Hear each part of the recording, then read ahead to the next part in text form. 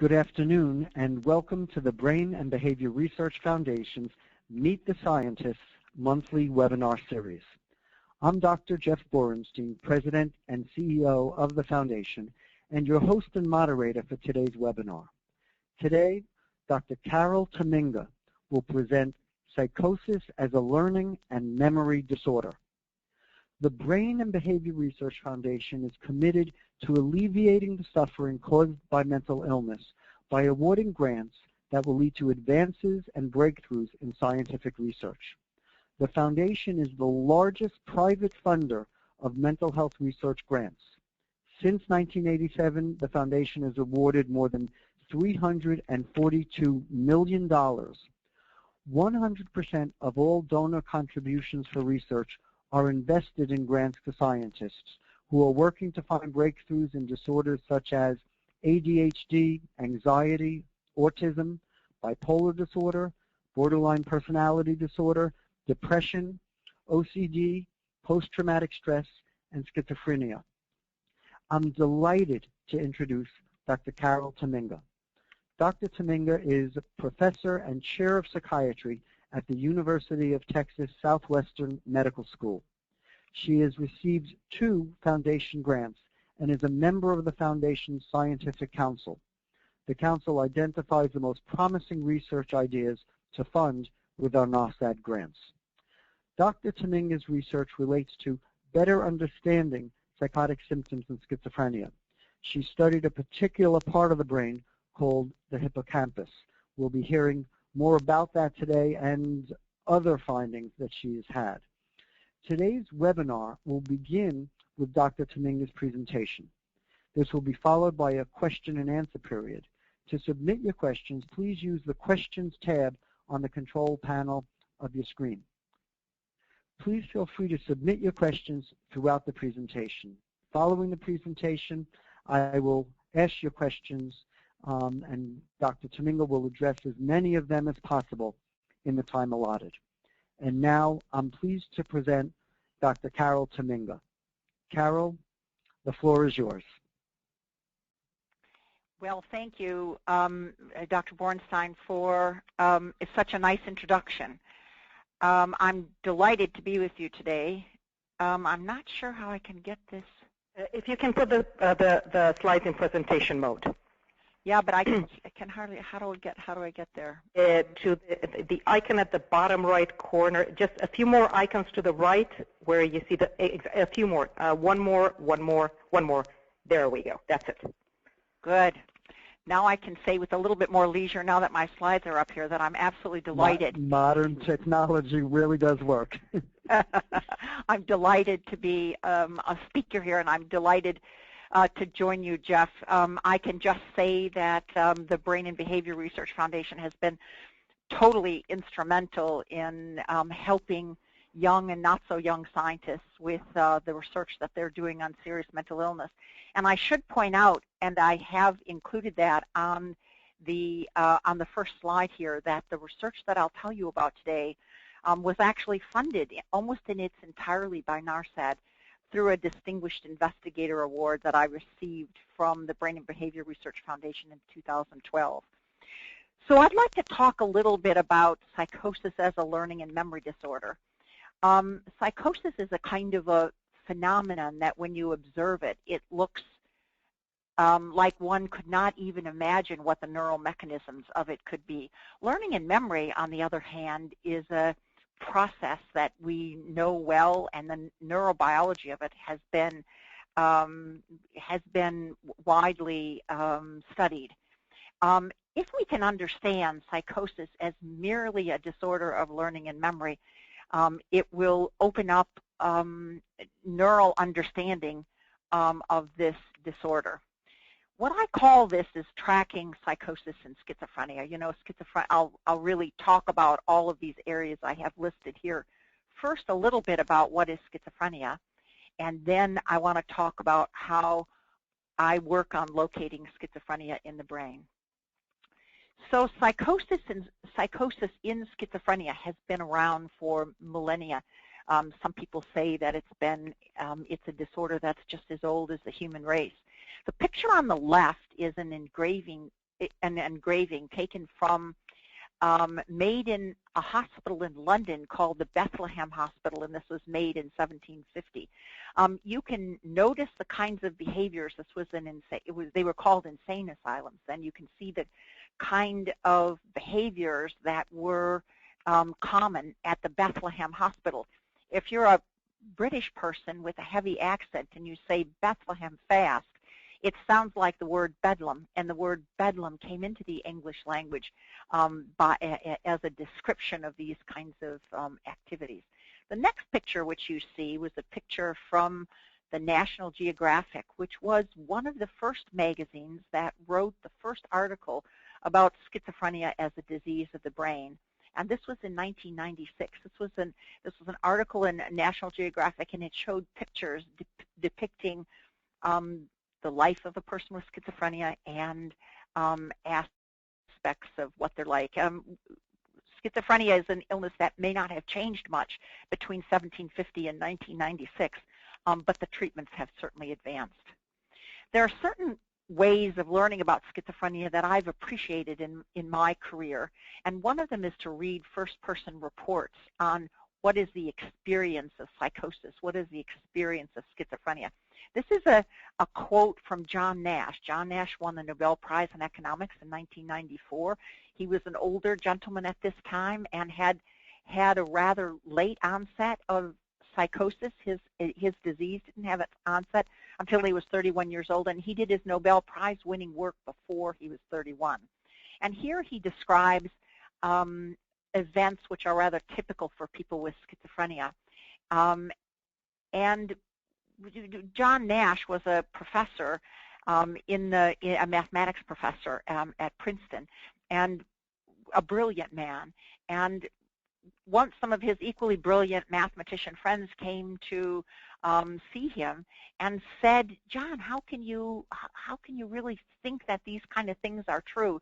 And his response to them was, "These ideas come into my head just like any of the other ideas I've ever had, and I can't help but believe them." That's one of the things that's been actually rather important to me in formulating the learning and memory aspects of psychosis. Ellen Sachs is another person who's an academic lawyer at University of Southern California, has had schizophrenia since she's been 21 years old, and she writes down some of her experiences of a psychotic episode. Sight, sounds, thoughts, and feelings don't go together. No organizing principle, takes successive moments in time and puts them together in a coherent way. It's through people like this that describe a lot about what the experience is that that a scientist can understand what a hypothesis or what a model has to explain. Here you see, of course, there are both famous and infamous people with schizophrenia. Here you see John Nash on the left and Ellen Sachs in the middle. A lot of you know what are the characteristics of schizophrenia. I'll just point out some of the characteristics which I think are important. Psychosis is really at its worst between its onset, which is usually between 18 and 26 years, and perhaps 50 or 55 years of age. One could almost call it a midlife illness, and in some people, in many people, it actually gets better with age. What a lot of the people who don't know schizophrenia well is that there's really a profound psychosocial dysfunction, and that people with the illness are really highly disadvantaged. Less than 15% of the people are ever employed, less than 20% ever marry, and less than 5% fully recover, which means lose all of their symptoms. The pathophysiology is not known, although there are things that are known about the cerebral anatomy, and I'll try to review those here. Back in 1974, which is a long time ago, there was a group of scientists that went around the world and they asked the question, are psychotic symptoms or are the symptoms of schizophrenia the same in different countries if they have, even though they speak different languages and even though they have different customs? And the answer was yes, schizophrenia is the same around the world. And these scientists then made a list of the frequency of the kind of symptoms that are experienced by people with schizophrenia. Now, on the top of this list, really a symptom that is ubiquitous in everyone with schizophrenia is the loss of insight. And what that means here is that people with schizophrenia experience their psychotic symptoms as reality, and they can't tell the difference between reality and their symptoms. There are risk factors for schizophrenia that we know about. Genetics is the most potent of these risk factors, but also prenatal events, perinatal accidents, winter birth, early environmental trauma and stress are all environmental risk factors for psychosis. Schizophrenia itself is a disease that's made up of a number of different, what we would call symptom domains. There's cognitive dysfunction, there's mood dysfunction, there are negative symptoms in schizophrenia, and there's psychotic symptoms, or psychosis as I call it here. Psychosis includes hallucinations, delusions, and thought disorder, and this is the domain of schizophrenia that I'm going to talk about today. I'm not going to talk really about cognition or mood or negative symptoms, but really talk about what I've found as being the brain pathophysiology for psychosis. So where is the brain affected in people with schizophrenia? And the answer to that question has been the answer to that question has been provided with a number of different approaches, different kinds of methodologies. What you see here is an imaging study of people with schizophrenia. People with schizophrenia compared to healthy control subjects. And this is a resting state fMRI study. So this is a study where people with schizophrenia and healthy people lay in a scanner in a magnetic resonance imaging, and then the scanner takes a look at brain activity. All these areas that you see here in blue, in the frontal cortex, in the basal ganglia, in the cingulate cortex, all these areas in blue, there's evidence in this particular patient group that these areas are reduced, that the natural or the basal activity is reduced in those areas. These two little red dots here, both in the parahippocampal gyrus and both indicating where the hippocampus is in the brain, are red, and this means that activity, neural activity in the brain, is increased in hippocampus. And that's really what I'm going to talk about today. I'm really going to talk about the hippocampus on the left and on the right, and talk about what could be, how this increase in activity could be associated with psychosis. Now, this is what the normal hippocampus looks like. And the hippocampus is about as big as your little finger.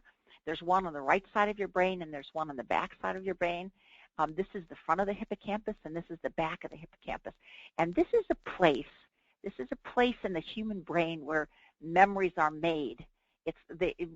I'll give you some background about that, but episodic memory, or some people call it declarative memory, or also you could call it long-term memory. Long-term memory happens through mechanisms that are that happen in the hippocampus.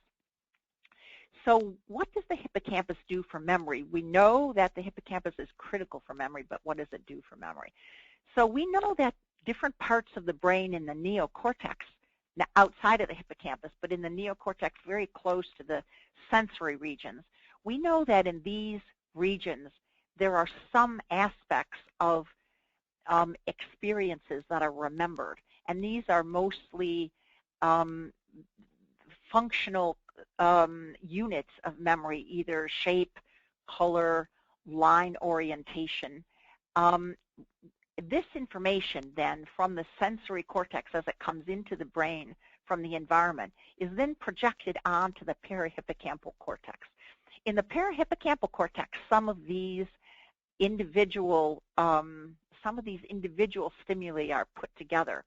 But then what the hippocampus does for memories is they take these kinds of fragments of memories and they put it all together into a single whole complex memory. Some people would call this item in context. Memory is dependent on the hippocampus. So how would we describe what episodic memory is? Some people would call it long-term memory. Episodic memory is long-term memory for general facts and specific events. Episodic memory includes the encoding and the retrieval, the encoding or the making of the memory, and the retrieval or the pulling back of the memory. And all of this happens independent of consciousness. You don't try to make a memory. You do it almost automatically. The hippocampus takes the stimuli that come into it, which I showed you before, and it binds together the distinct elements of an event into memory so that this memory captures the relationships between the elements that are part of the stimuli. Now I'll tell you a little bit about HM. We know HM's name now. HM's name is Henry Moliason, and his picture is right here. Henry Moliason, when he was about 25 years old, Henry Moliason was about 25 years old in the early 1950s, when neurosurgeons had just discovered that if you know where an epileptic seizure is, and if you go in and cut out that epileptic seizure, then the epilepsy will get better. HM had intractable epilepsy, and the doctors wanted to do something to help his epilepsy, and he had the misfortune to have an epileptic focus both on the right and then in the left hippocampus. You can see where the hippocampus is if you look at a kind of a diagram of a face and of a brain. You can see that the hippocampus is located right here. Oops. Located right here on the left side of the brain and located right here on the right side of the brain. So the neurosurgeons went in and they took out both hippocampi, the right and the left. And after that, HM lost all ability to make a new memory. He retained the memories that he had previously made, but he couldn't make new memories. And from that episode, that episode was so revealing that it told us that memory is a distinct psychological function, and that if you take out the hippocampus, you get amnesia or an impairment of episodic memory. And it really tells us also that the hippocampus is a core brain structure which supports episodic or declarative memory and supports the permanent consolidation making of new memories. There have been so many scientists that have studied memory since HM suffered his misfortune. And part of what HM did was make a contribution to science by continuously volunteering for memory studies. All of this showed that the hippocampus is really contains some microcircuits which actually form the anatomic basis of memory. So the cortex is all outside of the hippocampus. The neocortex is outside of the hippocampus. The parahippocampal gyrus acts like a funnel, really, taking all the information from the neocortex and putting it into the entorinocortex. Now, the job of the hippocampus is to make memories from all of this input. And the hippocampus has really a one-way circuit leading from the entorinocortex to what's called the dentate gyrus, to what's called CA3, to what's called CA1, and then to what's called subiculum. And from here, this new memory, or the memory that's been pulled together within the hippocampus, goes back to the cortex, and it goes back to, and it can be measured in declarative memory performance. So this is really how memories are made, and each one of these stations has a unique function in memory. We also know, in addition to the anatomy, that there's a synaptic basis of memory, and the synaptic basis of memory really includes glutamate synapses. Here's a place where glutamate is made. Glutamate is packaged up into these vesicles. The vesicles are released into the synapse, and here are postsynaptic glutamate receptors. And if the release of glutamate is abruptly increased or if it's abruptly decreased, these glutamate receptors that are in the glutamate receptors that are in this postsynaptic cell either increase or decrease in number, and they increase or decrease in type. The glutamate receptors that I'm going to tell you about on psychosis are these glutamate receptors, which are what I'll call the NR2B containing NMDA receptors, and they are contrasted with the the 2A, the NR2A containing NMDA receptors. Now these receptors are stuck, if you will, in a what's called the postsynaptic density, and it's a protein matrix that really just tethers these proteins, holds them in the synapse. This postsynaptic density is shown here, and it really enables, these receptors are in constant circulation. They circulate here, they go extracellular, they go inside of the cells. When the cells really need the receptors in order to sense the glutamate, they pop into the membrane, and it's this postsynaptic receptor density, this PSD, these PSD95-like proteins, which hold the receptors there. So what do we know? I've told you now what a little bit. I've given you a few indications about what we know about episodic memory, about normal episodic memory. What do we know about episodic memory in schizophrenia? And in order to study episodic memory, I've used two different techniques. I've used brain scan, magnetic resonance imaging, and then I've used human postmortem tissue in order to measure molecular elements. So what's affected in hippocampus in people with schizophrenia? Now, there have been a lot of reports about abnormalities in the hippocampus that I've listed out here. I'm going to go on to show you exactly some of the things that we have found in our lab. We're not the only laboratory that studies hippocampus and schizophrenia, but because I have the data on some of these, I have it ready to show you. What do we know about memory performance in people with schizophrenia? When people with schizophrenia are asked to perform a memory task, what happens? And the answer is a little bit complex. Some aspects of memory tasks people with schizophrenia can perform just as well as healthy controls. Here you see, here we have a task that's just called the acquired equivalence task. And for this part of the task, we teach people with schizophrenia to recognize certain objects, and then we ask them whether or not they've seen the object before. And for a task like that, people with schizophrenia, whether they're off medicine or whether they're on medicine, perform just as well as healthy controls. However, if we ask them to perform a relational aspect of that memory, if we ask them which of the figures that they have seen, which of the stimuli that they are seeing are related together and which are not, people with healthy control people have a slight decrement in performance, but people with schizophrenia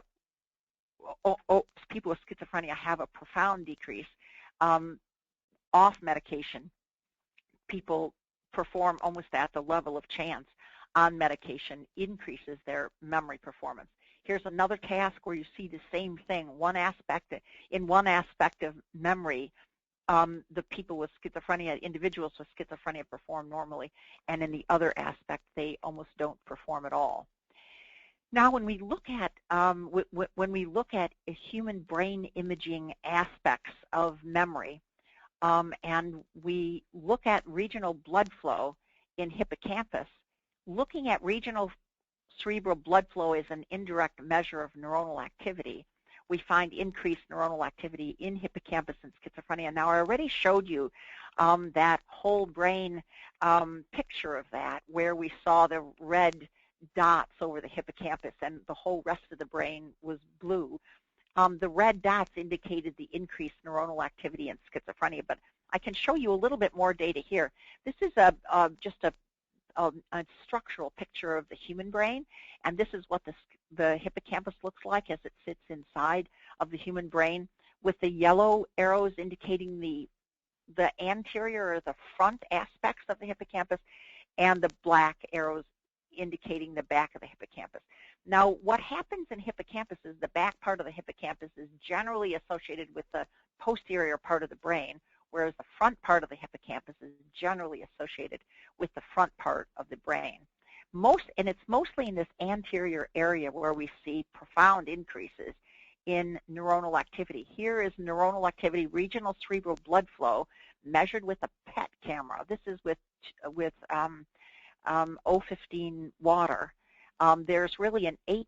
The zero line is what the regional cerebral blood flow of people, what a normal of the healthy controls is, and this is the increase that we find in schizophrenia, really an 8% increase in the anterior part.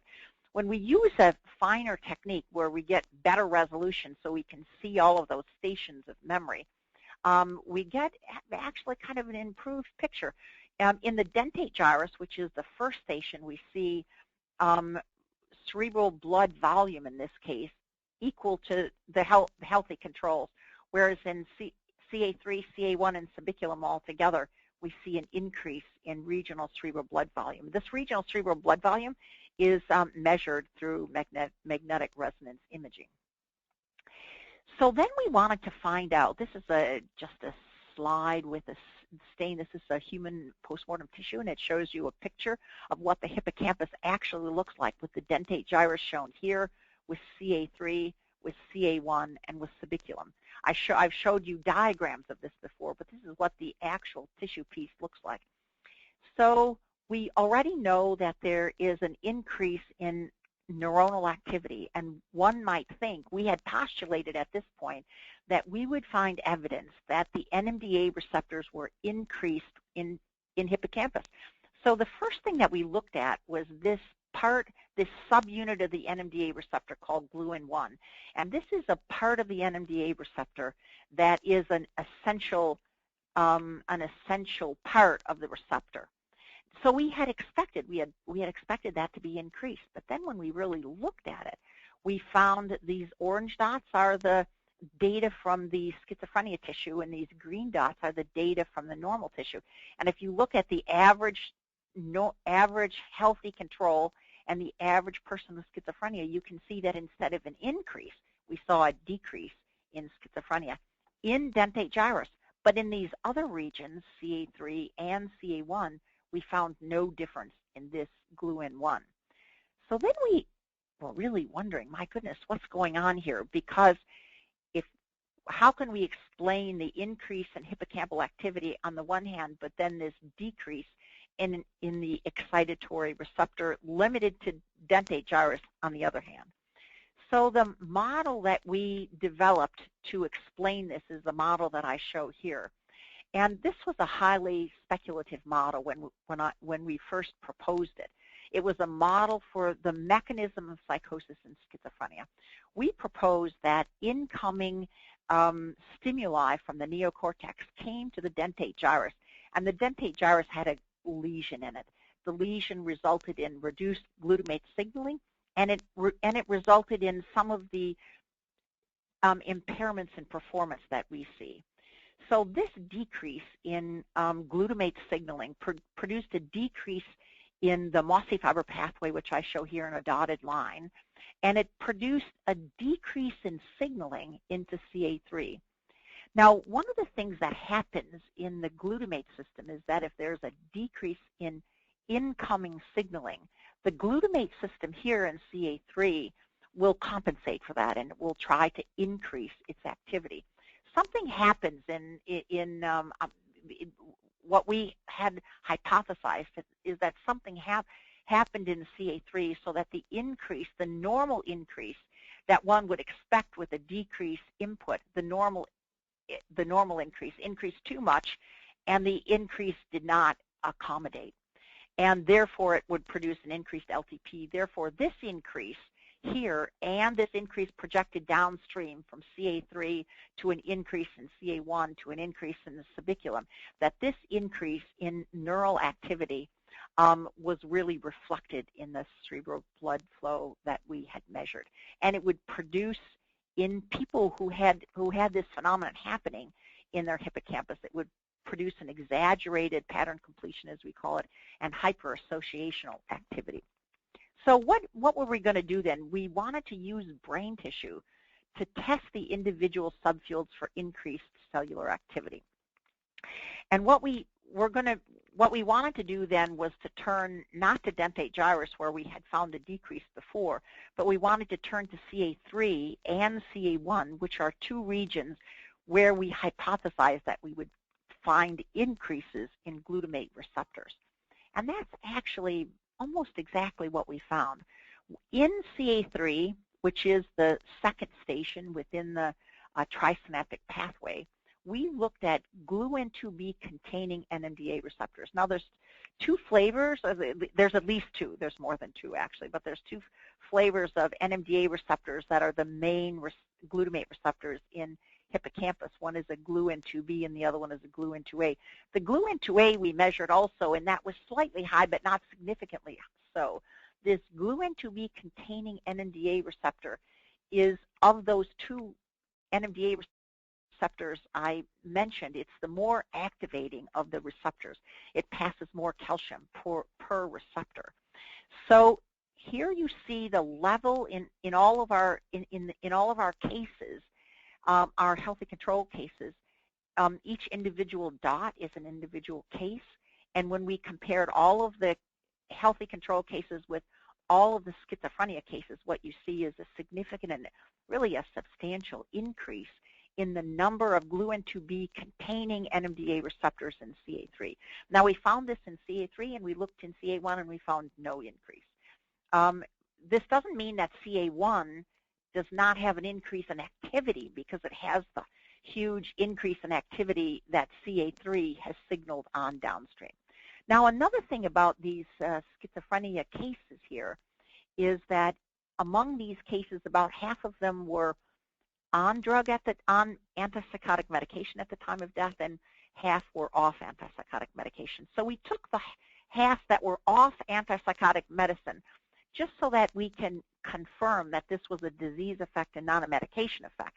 And when we did that and we looked at the, we compared the gluN2B containing NMDA receptor number in the off medication schizophrenics compared to the healthy controls, we found the same increase, perhaps the slightly bigger increase. This would suggest that what we're looking at here is an effect that's associated with the disease, and we would hypothesize that this is associated with the psychosis in schizophrenia, not with other aspects of schizophrenia.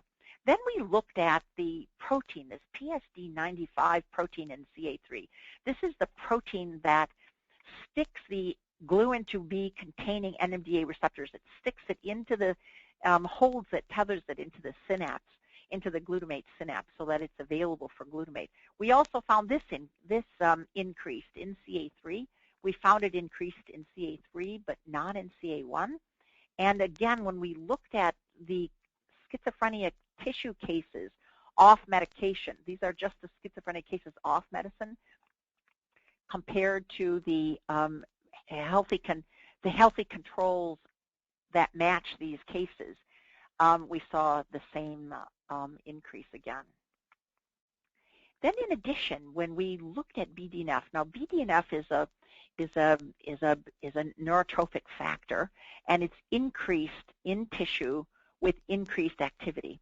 Some people use BDNF as a marker, a biochemical marker of neuronal activity. So what we saw when we compared healthy controls and when we compared people with schizophrenia, this is the expression, the mRNA of BDNF.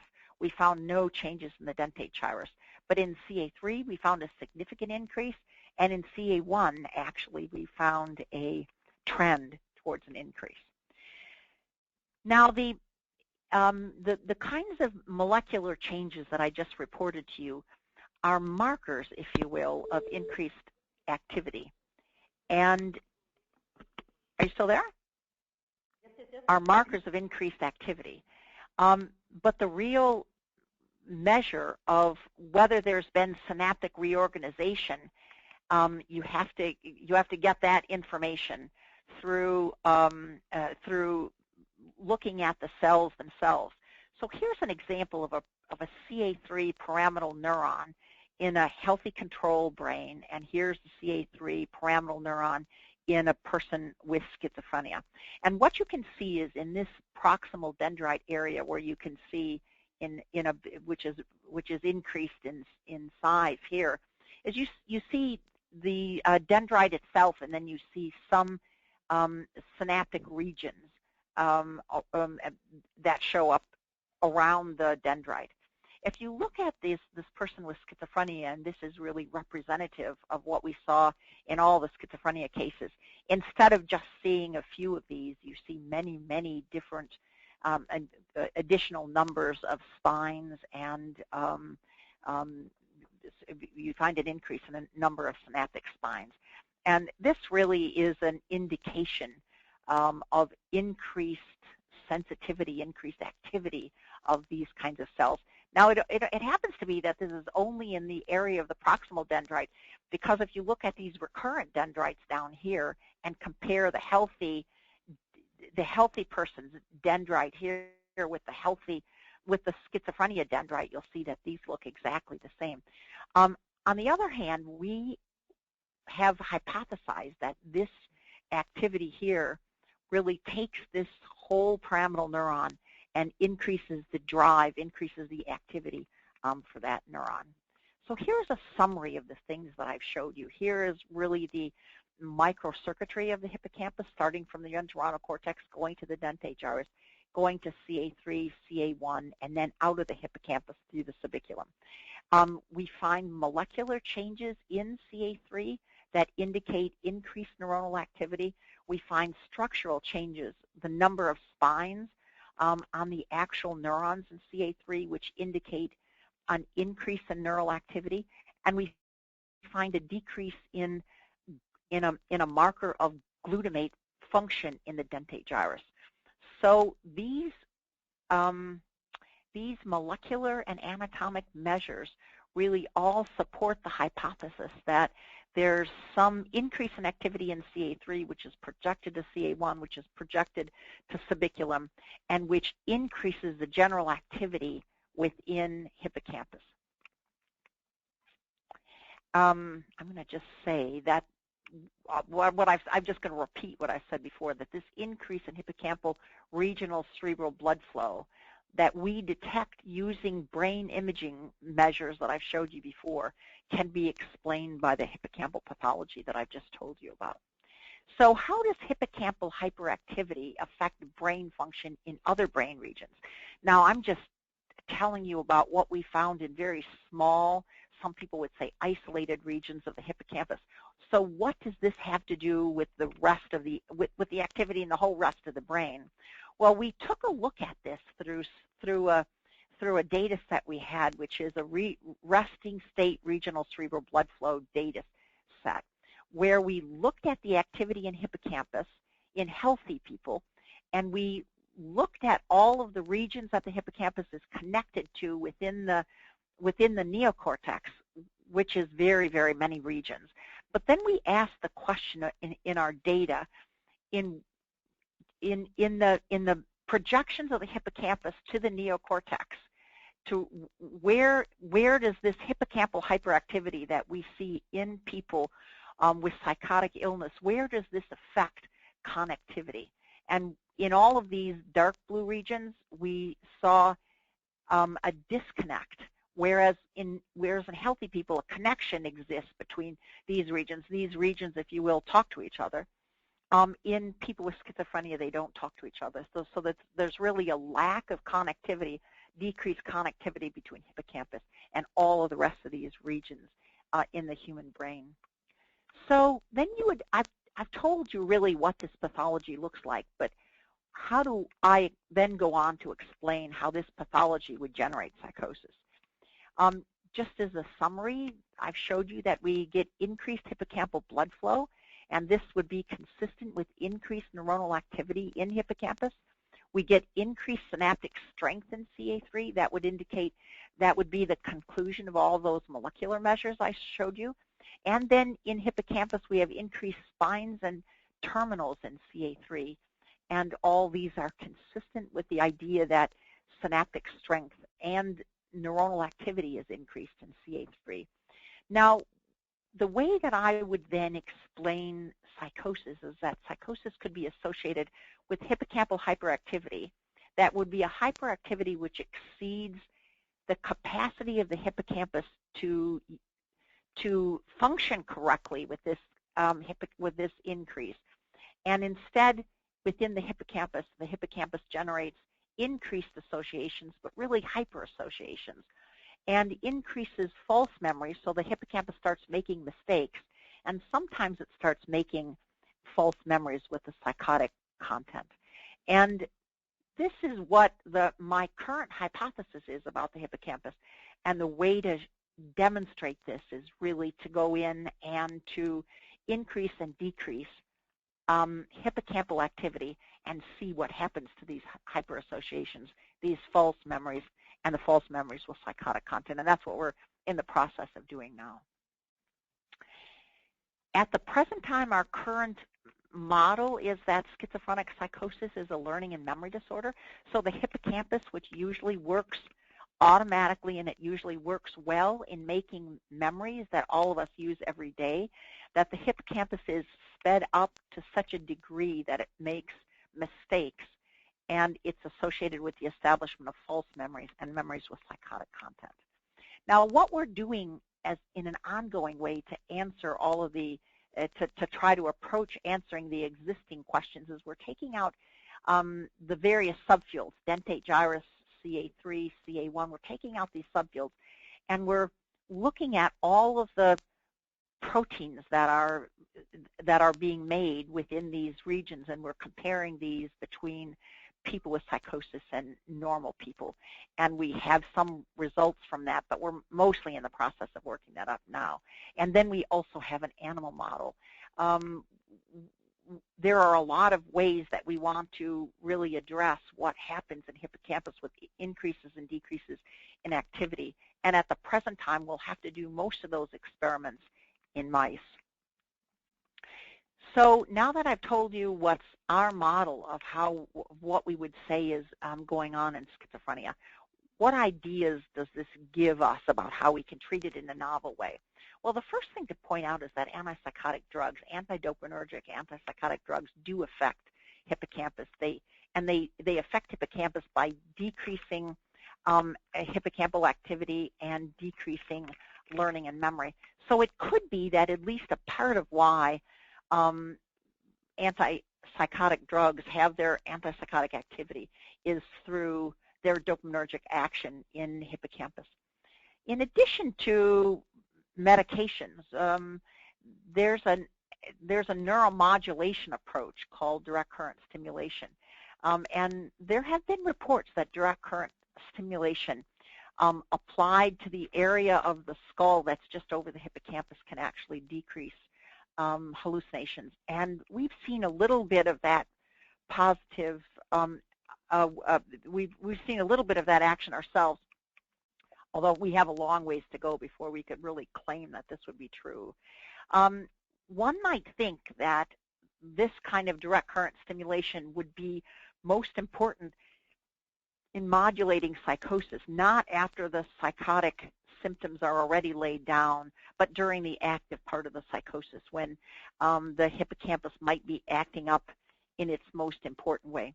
There are several drugs now that are being generated by companies which are gluN2B specific NMDA antagonists. And none of these have been tried in schizophrenic psychosis, but there are several additional novel drugs that are in development. And then there are antagonists to this postsynaptic density protein that I talked about before, and this is a drug that was developed and is used in stroke in order to protect the brain from glutamatergic surges.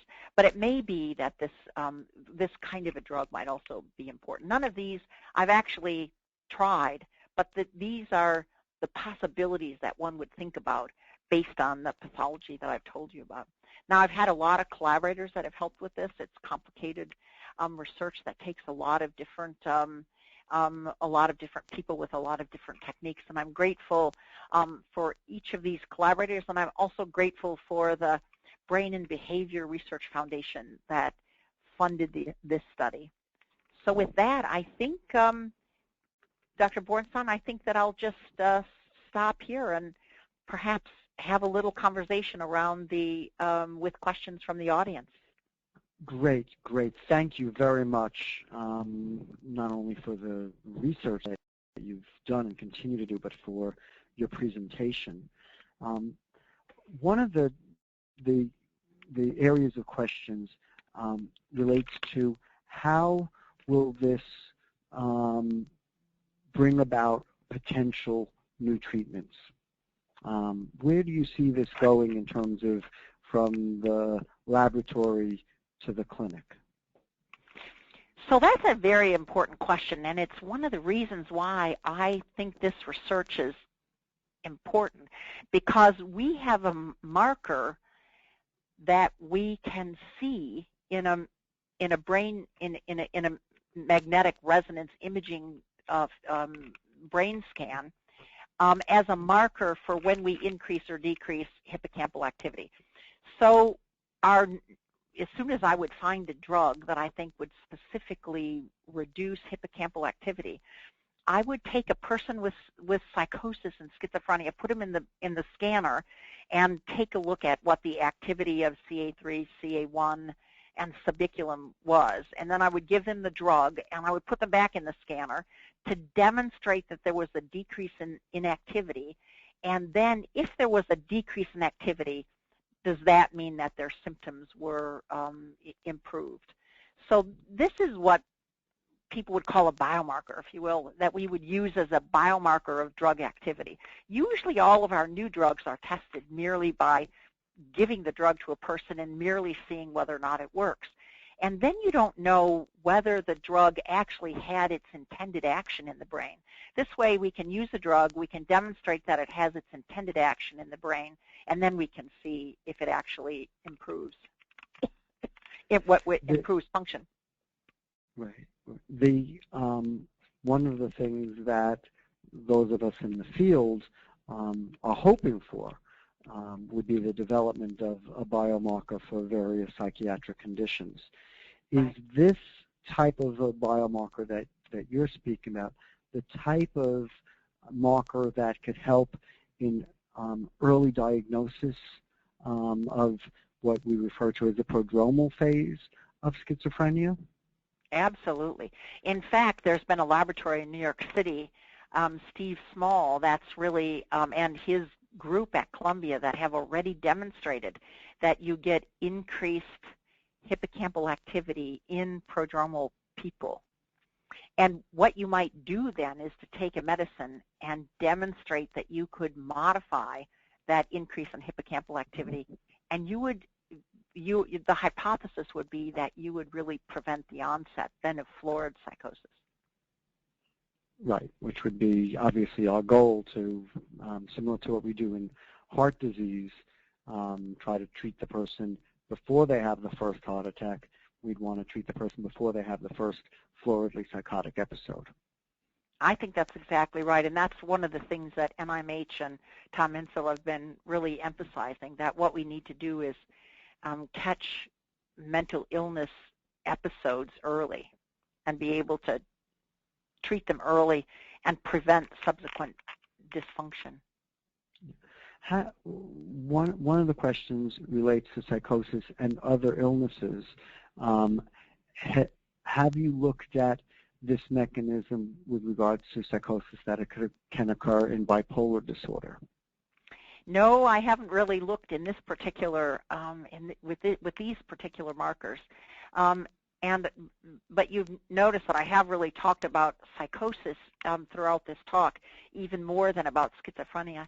And at least it would be my hypothesis that this would be a mechanism for the psychosis in whatever diseases we saw psychosis, in things like bipolar disorder, but also in things like epilepsy and in other neurologic diseases. Perhaps sometimes psychosis occurs in Alzheimer's disease, and one would have the hypothesis that this hippocampal hyperactivity might be the basic mechanism for psychosis.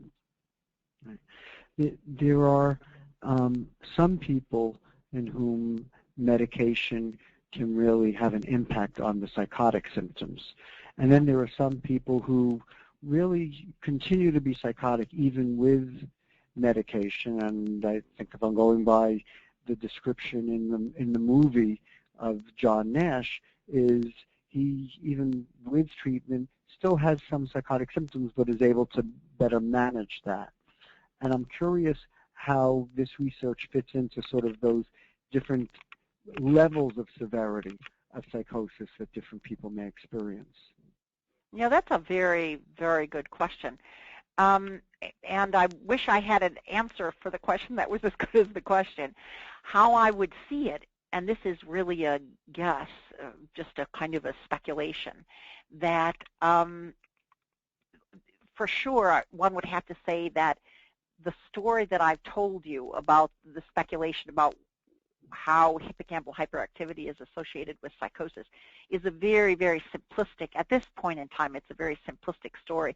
And one wouldn't assume that it's the whole story, so that there would be ways that perhaps some psychotic memories slip through before one could decrease psychosis, or that there would be, that one couldn't exactly, even with antipsychotic drugs, fully decrease the pathology in hippocampus that would produce psychosis. Perhaps what we see in hippocampus has to be more specifically targeted with drugs that would be designed to decrease hippocampal hyperactivity. One of the areas that are affected in people with schizophrenia, and I know up front the focus of this conversation is on psychosis, but I want to ask you, does this work lead to some hypotheses about the cognitive deficits that can occur in people who have schizophrenia? So most of the speculations about the localization, if you will, about cognitive defects focus on the prefrontal cortex. We know that the hippocampus and the prefrontal cortex talk to each other. I think, but we know much less about how the deficits in prefrontal cortex and the deficits in hippocampus in people with schizophrenia relate to each other. Whether there's a common pathology or whether one influences the other, it really is completely unknown. Clearly there are changes in the prefrontal cortex, and these changes in the prefrontal cortex have been correlated with changes in working memory, changes in attention. So I think that there are two different stories now, both of which may well be true, but it's unclear how they're related to each other. There's a couple of questions asking about other interventions than medicine, such as cognitive behavioral therapy, other talk therapy type of approaches to help people with schizophrenia. And I'm wondering if your research speaks toward that. Oh, certainly. You know, I think that all of us would really like to approach the time when medicine might not even be the chief kind of treatment for psychosis.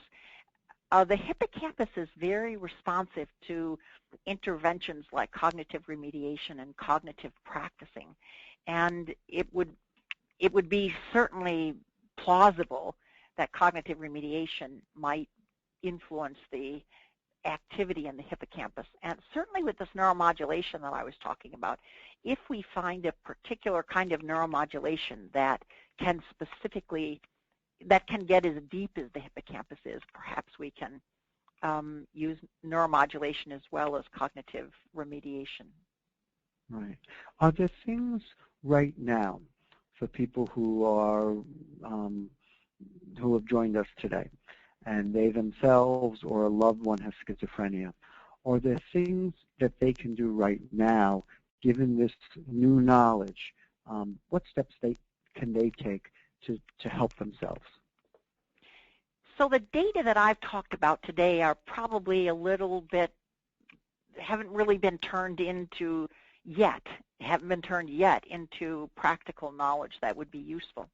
I do want to say, though, that there's been a recent study that was published in the American Journal of Psychiatry, and that was actually on the front page of the New York Times. I was very proud to see, talking about a new kind of treatment for early schizophrenia. This is a treatment in first and second break schizophrenia. And this was a study that showed, I'm sure you know it, Dr. Bornstein, this was a study that showed if you optimized medication treatment, didn't use too much of it, but also didn't use too little of it, and then if you used all of the other kind of treatments that we have, which would include cognitive remediation, which would include job counseling, which would include family counseling. If you took all of these kinds of treatments all together and used them in a group and compared that to a group where you didn't do that, but the care was good nonetheless, that the people in the high-intensity group really were a lot better at the end of 2 years. They were better in psychosocial function. Their cognition was better. It was unclear, and their negative symptoms were certainly better as well. So I think that there are things not necessarily related, but particularly perhaps we just don't know how they're related to this, and nobody's really measured hippocampal function with these treatments. But that certainly is important, novel news that we've heard recently. I'm glad that you're pointing that out, and I agree with you. It's wonderful that the New York Times had that and highlighted that on the front page, and it is the type of information people need to have. And I think most people don't realize, other than those who are affected by these illnesses, that 1 out of 100 people have schizophrenia. That's a very large percentage, and it affects many lives. So the work that you're doing really will have a tremendous impact. So I want to again thank you so much for joining us for a very informative presentation and for the work that you do.